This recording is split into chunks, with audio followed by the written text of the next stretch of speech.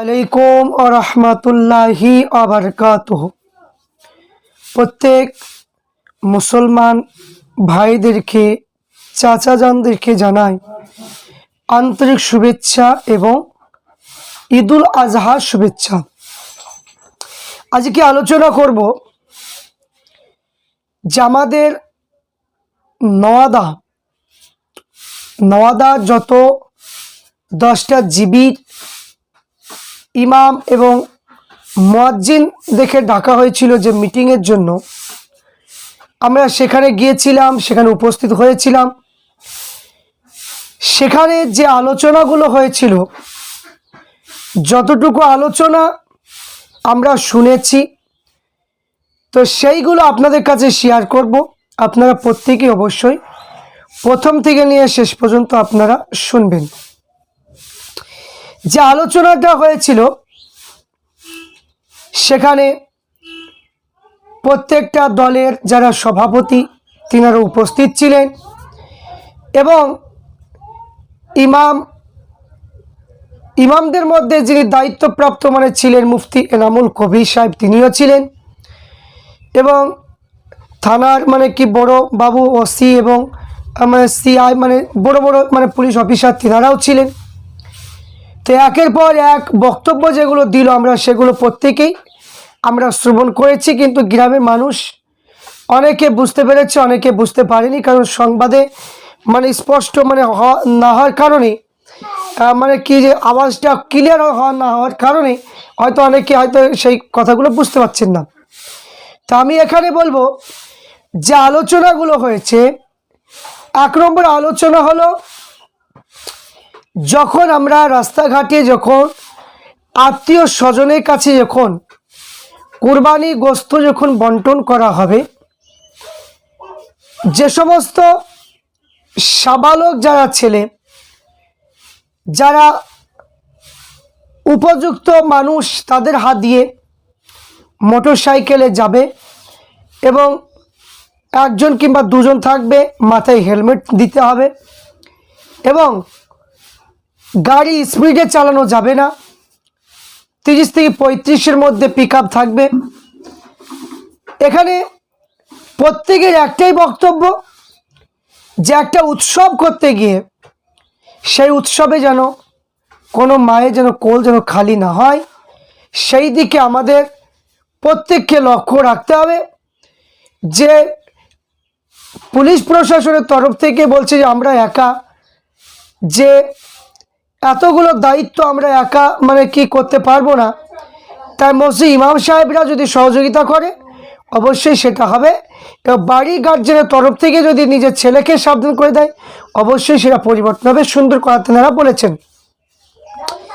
দ্বিতীয় নম্বর হলো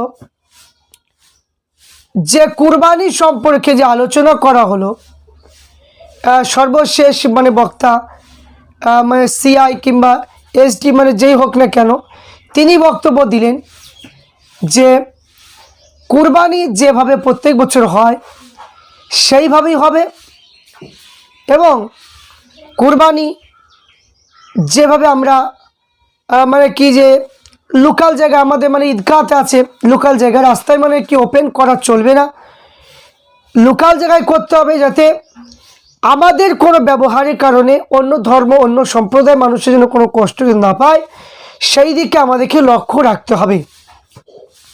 তো সেই দিকে লক্ষ্য রেখে আপনারা কাজ করবেন, কোনো অসুবিধা নেই, কোনো গুজবে কান দেবেন না এবং যারা ভালো মানুষ তাদেরকে আমরা ভালোবাসি, যারা ক্রিমিনাল বা যারা বদমাইশ তাদের উপর আমরা স্টেপ নিব এবং আপনাদের সমাজে ইমাম সাহেবদেরকে একটা সহযোগিতা অবশ্যই আপনারা করবেন, আমরাও আপনাদেরকে সহযোগিতা করব। প্রত্যেক বছরে আমাদের নওয়াদায় শান্তি সম্প্রীতি হিসাবে প্রত্যেকটা অনুষ্ঠান হয়, কোনো অসুবিধা হয় না। তা আমরা এবারও চাই বা যত বছরই হবে, কোনো বছর যেন নওয়াদায় যেন কোনো ধর্ম নিয়ে কোনো অশান্তি যেন না হয়, এই বার্তাটা তিনি দিলেন। আর একটা দিলেন যে গান বাজনা, ডিজে গান, যে ডিজে বক্সের মাধ্যমে কিংবা কোনো ধর্মীয় যে কোনো প্রোগ্রাম হোক, সেইগুলো সাউন্ড একটা লিমিটের মধ্যে রাখতে হবে, লিমিটের মধ্যে রাখতে হবে, এই কথা তিনি বক্তব্য দিয়েছেন। তো এখানে আমরা যারা উপস্থিত ছিলাম প্রত্যেকের ধারণা যে যেভাবে কুরবানি হওয়া দরকার সে হবে। আমরা জানছি যে মানে সঠিকভাবে কুরবানি আমরা করব। ইদানিং আমরা দেখছি, যেটা আমরা বুঝতে পারলাম পরবর্তীকালে, যে একটা নিউজে 3টি মানে কি মৌলানা, এরা মানে কি বুঝতে পারেনি, কি বোঝার মানে কি চেষ্টা করেনি। তারা বলছে যে আলোচনাগুলো, অনেকেই বলছিল যে আলোচনা একটা ধোঁয়াশার মধ্যে রয়েছে, যে জিনিসটা একটু ক্লিয়ার করে দিল না, যে গরু কুরবানি করতে পারবো কি না সেটা আমাদের ক্লিয়ার করে দিল না, এই বলে সাংবাদিকের সামনে দিয়েছে। তো আমি অলরেডি মুফতি এনামুল কবির সাহেবকে ফোন করেছিলাম। তিনি বললেন যে ভাই এটা কোনো অসুবিধা নেই, যেভাবে কুরবানি হচ্ছে সেইভাবে হবে। আমরা মানে কি পুনরায় আবার স্যারেদের সঙ্গে মিটিং করলাম, কোনো অসুবিধা নেই। তাই যে আমাদের কাছে এখন নোটিশ এসেছে, এই নোটিশটা সুপ্রিম কোর্টের যে নোটিশ, হাইকোর্টে যে নোটিশটা দিয়েছে 1950 সালের যে রায় অনুযায়ী যেটা বলা হয়েছে সেইটা মানে আমাদেরকে দিয়েছে। এতে অনেকে হয়তো আমরা ভাবছি যে বিভ্রান্তির মধ্যে পড়ে আছি, অনেকে ভাবছি হয়তো আমাদের করতে দেবে না, কিন্তু এখানে আইনের মতো চলবে, আইনকে আমরা সম্মান রাখবো। এবং এখানে যতটা রিপোর্ট পাওয়া যাচ্ছে আমাদের প্রত্যেকটা কাজ, সেটা আমাদের যেভাবে ধর্মীয় আমাদের কাজ হয় সেইভাবে আমরা ধর্মীয় কাজ করব। আশা রাখছি যে কোনো অসুবিধা হবে বলে মনে হচ্ছে না। তাই প্রত্যেককে বলবো ঘাবড়ানোর কোনো কারণ নেই, কারণ আমাদের সঙ্গে পুলিশ প্রশাসন ভাইরা আছেন, যথেষ্ট সহযোগিতা করবে। তবে একটা কথাই হলো যে কোনো পশু যখন জবাই করা হবে তার কোনো ছবি পোস্ট করা যাবে না, তার কোনো ছবি পোস্ট একদমই করা যাবে না, এটা মাথায় রাখতে হবে। তাই প্রত্যেককে বলবো যে আপনারা সেই অনুযায়ী চলবেন, কারো কোনো কথায় কোনো গুজবে কান দেবেন না, এটা মাথায় রাখবেন। ভয়ের কোনো কারণ নেই, ভয় করবেন না। অনেকে হয়তো ভাবছেন, অনেকের ভয় করছেন, কিন্তু এখানে ভয় কোনো কারণ নেই। আপনি আপনার মতো চলবেন, অবশ্যই মানে কি আইনকে সম্মান রাখে, যেভাবে আমাদের কোনো সমস্যা যেন অন্য ধরনের কোনো সমস্যা না হয় সেই দিকে আমাদের প্রত্যেককে লক্ষ্য রাখতে হবে।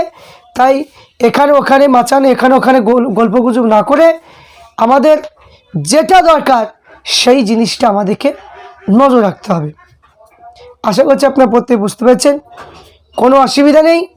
আপনারা হট্টগোল গুজব ছড়াবেন না, একে অপরে ভালো থাকুন, শান্তি বার্তা দিন। জাতি ধর্ম বর্ণ নির্বিশেষে প্রত্যেকের সম্প্রীতি, বাংলার একটা ভালোবাসা যেটা রয়েছে সেইভাবে বজায় যেন থাকে, আপন আপন উৎসব যেন আমরা পালন করতে পারি, এতটুকুই আপনাদের কাছে আমি তুলে ধরলাম।